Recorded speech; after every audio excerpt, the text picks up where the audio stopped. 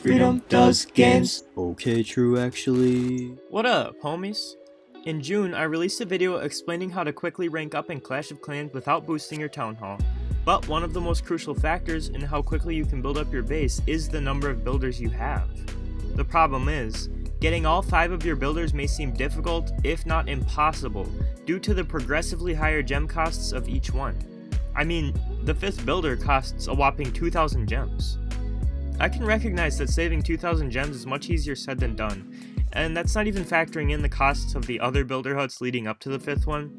So to help you overcome this mountainous gem cost as quickly as possible, today I'm here to discuss strategies to manage your gems and save up so fast you'd think someone dropped a haste spell on you. I'll be breaking this video into 2 sections titled Accrual and Management.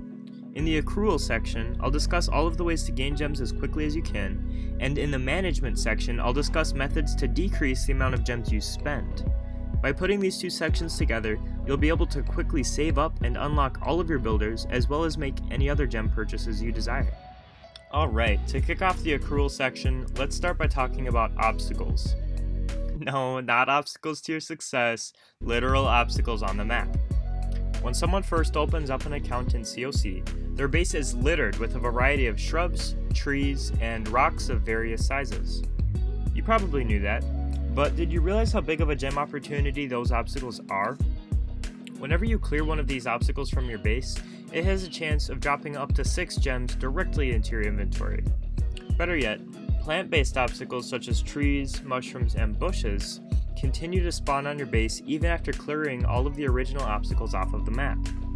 The average spawn time for obstacles is about 3 per day, but they won't spawn if there are too many on the field at a time, and they won't spawn right next to each other either, which means not only are you being given a chance to get up to 18 gems per day, you're also being given a chance to encourage further obstacle production by clearing existing ones.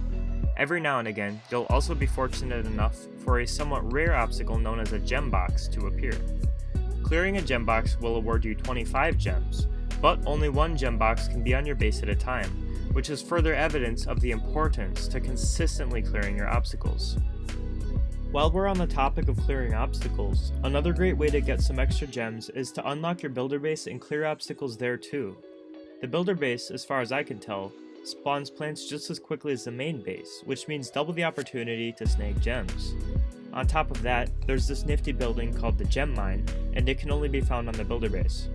Once you repair this building, it begins to constantly produce gems forevermore.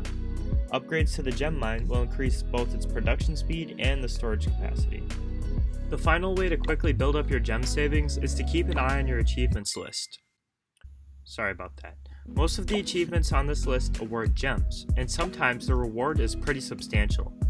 Make sure to frequently check in with your achievements list to scan for achievements that sound easy to accomplish, reward lots of gems, and/or are near completion already.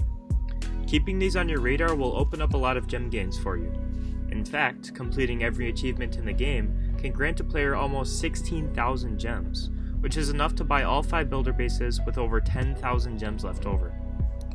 This is also further incentive to unlock the builder base, because your secondary base comes with multiple extra achievements, some of which are worth 1,000 gems on their own. Oh my gosh, I almost forgot about one other way to get gems. Please forgive me.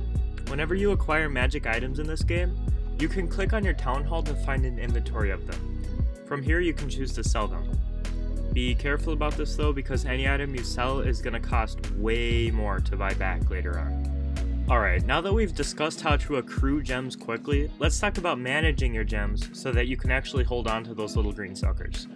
This section is going to involve a little bit more big brain work, so be prepared to do some self-reflection. The first step to managing your gem spending is going to be keeping track of it. I know this sounds like a drag, but if you can't identify where your gems are going, it's going to be much harder to hold on to them. So here's how we're going to be keeping track. First, write down the following categories. Section 1, resource boosting. Section 2, timer reduction. Section 3, purchases. And finally, Section 4, miscellaneous. These are going to be our 4 categories of gem spending. In Category 1, resource boosting, there are 3 main ways to spend gems. The first is that a player can directly buy resources with gems, either by going to the shop to buy a set amount, or by trying to upgrade a building they can't afford to upgrade, at which point they will be prompted to buy the rest of the missing resources with the corresponding amount of gems. The second way a player might spend gems on resource boosting is by using gems to temporarily boost resource collectors, i.e. gold mines, elixir collectors, and dark elixir drills. The final way to spend gems on resource boosting is to spend them on opening up the next set of win bonuses for the builder base. For context, a player gets 3 win bonuses per day in the builder base, and this is the main source of resources over there. Moving on to our second category, timer reductions. For the record, this is by far the most common outlet for me to waste gems. So there are at least 5 different ways to spend gems on timer reductions. Firstly, gems can be spent both to instantly heal a hero and to increase their healing speed. Second, gems can be spent to boost or complete production of army-related units such as spells, siege machines, and troops.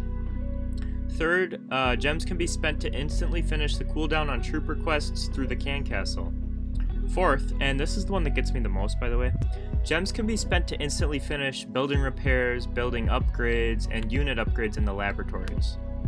Finally, gems can be spent on the clock tower in the builder base to instantly finish its cooldown and activate, which in turn reduces the timers on other things. Our third category was purchases, and there are 3 big places a person might find themselves spending in this category. First up is buying decorations for your bases. There are lots of decorations in the game, and some of them can get pretty expensive. The second way to spend gems on purchases is through the trader, where you can trade gems for magic items such as wall rings, potions, books, and shovels. Finally, gems can be spent to purchase shields or guards, which protect your village from being attacked until they wear off. Finally, let's talk about the last category of gem spending, miscellaneous spending. There are 3 sources of spending in this section, and first up is by making quick donations to your clan members. What this basically does is you spend gems to fill the clan castle with troops that you don't have already produced. This cost can be mitigated largely by purchasing season passes, but the pass isn't worth buying solely for this purpose because if you were going to spend $5 on the game to gain gems, you could just buy gems directly. However, the passes do come with some other nifty bonuses as well. The second way to spend gems in this category is to buy additional warbase slots. This might come in handy if you have more than 3 warbase setups in mind, but honestly I'd suggest just sticking to 3 and replacing your least favorite build whenever you want to try a new one. The last way to spend gems here is to change your in-game name. I'm not gonna lie, this should be avoided at all costs, pun intended. You get to pick your name for free when you open your account, and it costs a ton of gems to change it. The first buy is 500 gems, and it increases by 500 every subsequent time you change your name.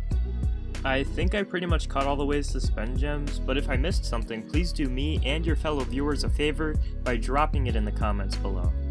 Now that you've got a sense of the different ways gem spending is possible in the game, and you've structured those ways into categories, all you have to do is write down when you spend gems on something.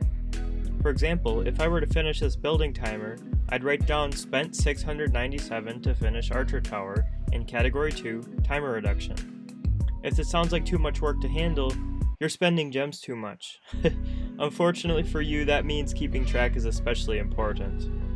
Okay, now that you're tracking gem spending, the places that you spend the most gems should start to become clearer and more identifiable. Here's where tracking starts to really pay off. Pun intended again. As your gem spending takes on more of a visible pattern, you'll be able to see exactly where those gems are going and you can strategize accordingly. Devising logic-based strategies to reduce your own likelihood of spending gems is going to depend on where the spending is most frequent. But here's an example. As I've mentioned by now, my biggest gem spending tends to be on reducing timers.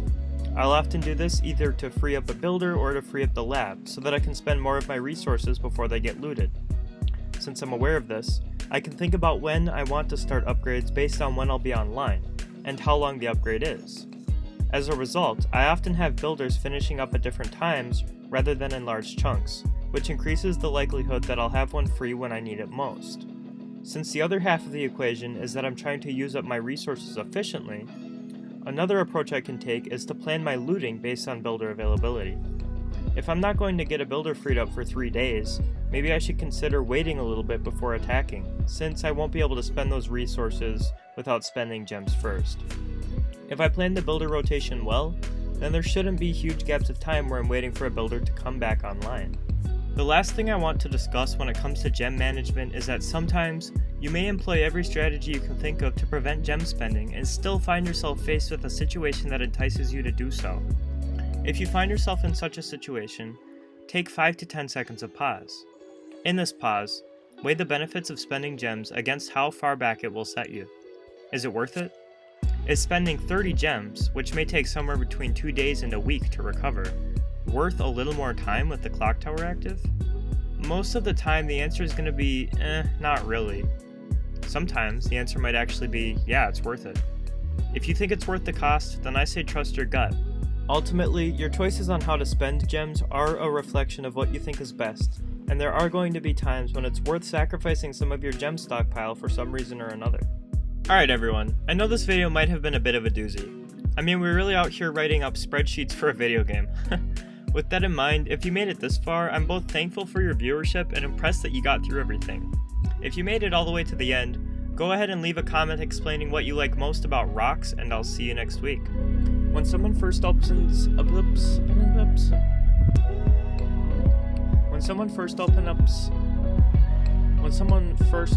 up